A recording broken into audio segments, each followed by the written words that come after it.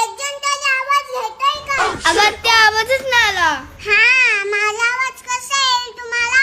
अगं ते खरंच. ठीक आहे ठीक आहे. कुठे आहे माझा भाऊल्या? बाबा गेले इथेच येतील 5 मिनिटात. आणि वहिनी कोठे गेली? का गेली ती पण माहिती? अगं नाही आत्या, ती आहे किचन मध्ये.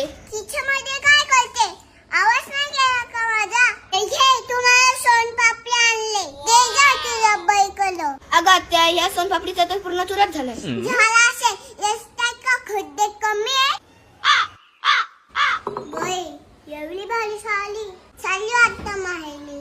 तुला एवढा पण ढील नाही निघत. नंदन आले तर बस थोडी बोलव तुझ्या भावाला हितच आणि बांध हितच लागती. मग तू कशाला आली इथेच? मग तू पण बोलायचं ना तुझ्या भावाला. कशाला आली म्हणजे?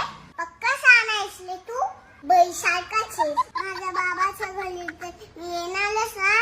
तर जास्त नको बोलूस, नाहीतर लय मी मुसक्यावर ठेवून मला अक्कल शिकवायला. कालचं नाही पडलास तर ग बाई. आला का माझ्या भाऊल्या?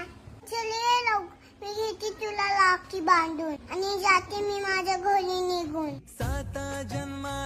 ते भाऊल्या, टाक ना दातात लवकर पैसे. अरे भाऊल्या, फक्त संभूलच रुपये. ह्या नोटीवाले शून्य तरी वाढवायच्या.